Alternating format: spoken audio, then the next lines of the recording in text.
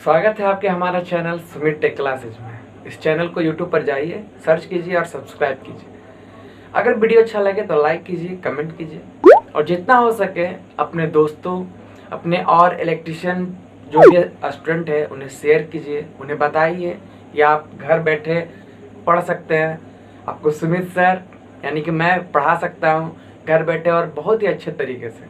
तो चलिए आज बात करते हैं टूल्स फॉर इलेक्ट्रिशियन का पार्ट 3, जिसमें आज हम एक इम्पोर्टेंट टूल लिए हैं जो फीटर का भी है और इलेक्ट्रिशियन का भी है, जिसका नाम है फाइल और इसे हिंदी में रेती कहा जाता है। यह एक प्रकार का कटिंग हैंड टूल है। कटिंग हैंड टूल से आप समझ रहे हो कि इससे काटा जाता है, लेकिन इससे धातु को महीन महीन कणों में काटा जाता है और साथ ही बहुत सारे जो कटिंग टूल्स होते हैं उसके धार को भी इसी से फाइलिंग कर करके बनाया जाता है।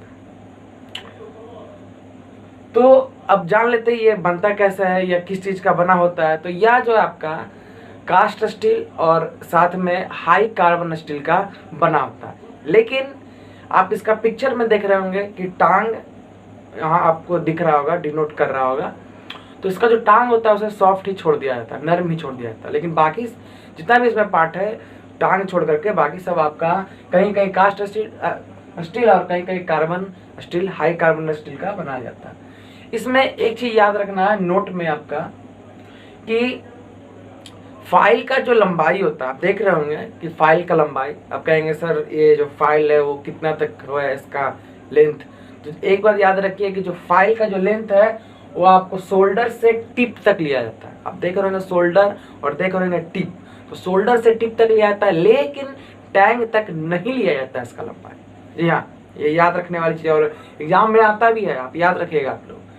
दूसरा बात करते हैं VVI, क्या फाइल है तो क्या सब फाइल इलेक्ट्रिशियन यूज करता है? जी नहीं, इलेक्ट्रिशियन जो है आपका 250 mm का बास्टर्ड, हाफ राउंड और 250 mm का रास्प कट, ट्रायंगुलर और राउंड फाइल उपयोग में लाया जाता है।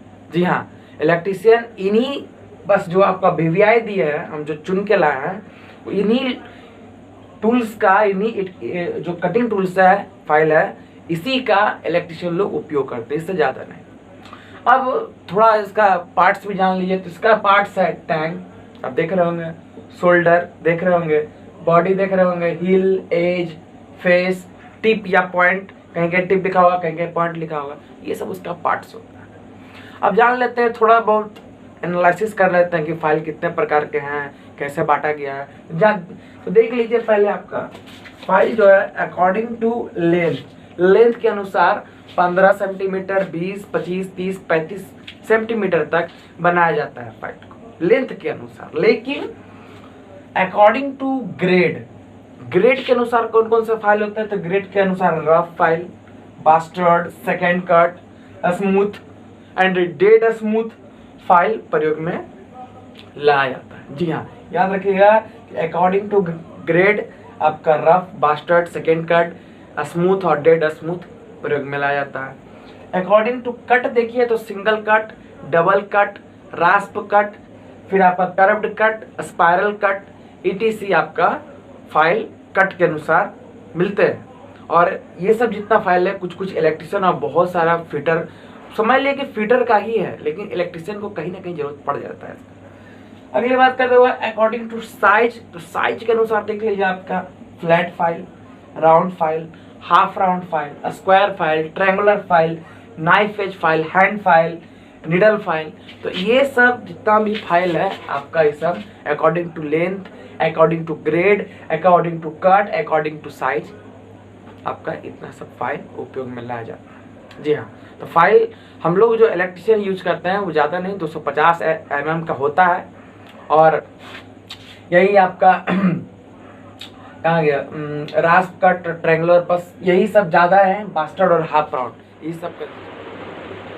तो आइए बात करते हैं 11वें नंबर टूल्स का, जिसका नाम है मेजरिंग टेप, मापक फीता। यह एक मेजरिंग हैंड इंस्ट्रूमेंट है जिसका उपयोग हम लोग लंबाई मापने के लिए करते हैं। चाहे कोई ऑब्जेक्ट हो या फिर कोई भी सामान हो, तो उसका हम लोग लंबाई मापने के लिए करते हैं। इसमें ये एक छोटा सा डिब्बा टाइप का बना होता है जो स्प्रिंग के सहायता से होता है कि इसमें एक टेप में आपका लेंथ को इस पर छपाई किया जाता है, 1 सेंटीमीटर, 2 सेंटीमीटर, 3 सेंटीमीटर। अब जितना सेंटीमीटर का आपका टेप है, 150 सेंटीमीटर, 200 सेंटीमीटर या 20 या 50, तो यहाँ पे फॉर इलेक्ट्रिशियन आपका 150 सेंटीमीटर का यूज किया जाता है। होता है जब हम उस डिब्बिया में से उसको खींचते हैं और खींच कर जब हम लोग एक्यूरेट मेजरमेंट कर लेते हैं, उसके बाद जब हम उसको छोड़ते हैं तो वो वापस उसमें चला जाता है। इससे ये होता है कि आपका वो उसमें सेफली आराम से बना रहे और साथ में ये कि आपका जो एक्यूरेट नाप हो वो भी अच्छा से दे सके। तो चलिए अगला बात करते हैं, वो है आपका ट्राई स्क्वायर। जी हाँ, ट्राई स्क्वायर, इसे हिंदी में गुनिया कहा जाता है। इसमें 2 तरह के ब्लेड होते हैं, आप फिगर में देख रहे हो। पहले ब्लेड को कहा जाता है स्टॉक, जो बना होता है कास्ट आयरन से, और दूसरा देख रहे होंगे वो है आपका ब्लेड जो बना होता है स्टेनलेस स्टील से। इसका उपयोग हम लोग 90 डिग्री समकोण पर रखने में करते हैं। मान लीजिए कोई भी ऑब्जेक्ट है वो 90 डिग्री में नहीं है, या फिर हम कोई काम कर रहे हैं, हम चाहते हैं वहाँ पे 90 डिग्री हो, मतलब सीधा हो, तो वहाँ पे हम इस चीज़ का ट्राई स्क्वायर का उपयोग कर करके हम लोग 90 डिग्री को परखते हैं। आप ये जो है आपका 15, 20, 30 सेंटीमीटर तक बनाया था, लेकिन फॉर इलेक्ट्रिशियन की अगर बात करें तो आपका 15 सेंटीमीटर का ट्राई स्क्वायर बहुत ही अच्छा है और उपयोगी। अगला बात करते हुए आपका स्टील स्केल। ये भी आपका मेजरिंग टेप की जैसा ही है, क्योंकि यह भी आपका लेंथ को रिप्रेजेंट करता है। स्टील स्केल क्या है कि यह एक हैंड टूल है जो स्टील से बना होता है। इसमें आपका लेंथ का मेजरमेंट क्या होता है, 1 सेंटीमीटर, 2 सेंटीमीटर। फॉर इलेक्ट्रिशियन अगर देखा जाए तो आपका कम से कम अगर हम लोग इलेक्ट्रिशियन की बात कर रहे हैं तो 15, 30 और 50, ऐसे खासकर 50 सेंटीमीटर का यूज किया जाता है। ऐसे 15, 30 और 50 सेंटीमीटर बनाया जाता है। आपका ये जो स्टील स्केल है, इससे आप कम से कम 0.5 मिलीमीटर तक माप सकते हैं शुद्ध रूप से। जैसे अगर आप इंच में चेंज करना हो तो 1/32 इंच तक आप शुद्ध रूप से माप सकते हैं। कि सोचिए कितना कम होगा, 0.5 मिलीमीटर। सेंटीमीटर की भी नहीं बात करें, मिलीमीटर की बात करें, आधा मिलीमीटर तक आप इसे नाप सकते हैं। अगला है वो है आपका स्नीप। स्नीप जो है वो 15 सेंटीमीटर आपका वाला एक समझ लीजिए कैंची ही है, लेकिन यह क्या करता है, इसका सिर्फ और सिर्फ उपयोग है वाइंडिंग के वायर को काटना। आगे बताएंगे वाइंडिंग क्या होता है। वाइंडिंग के वायर को काटना, माइका शीट को काटना, या फिर कोई पतला सा आपका कोई भी अगर ऑब्जेक्ट हो उसको काटने में भी आपका स्निप का उपयोग किया जाता है। आप देख रहे होंगे बिल्कुल कैंची की तरह हो। अगला है वो है आपका वायर स्ट्रिपर। वायर स्ट्रिपर आपको हम प्लायर पढ़ा चुके हैं। प्लायर में आपने पढ़ा होगा कि वायर को उससे छिला जाता है ना, उसके इंसुलेशन को छिला जाता है, उससे काटा भी जाता है, मोड़ा भी जाता है। लेकिन आपको वायर स्ट्रिपर से सिर्फ और सिर्फ अलग अलग मोटाई के वायर का इंसुलेशन को हटाया जाता है, काटा नहीं जाता है। इंसुलेशन को सिर्फ हटाने के लिए हम वायर स्ट्रिपर का यूज करते हैं। अगर आपके पास कॉम्बिनेशन प्लायर है तो बढ़िया है, वायर स्ट्रिपर को कोई जगह भी नहीं।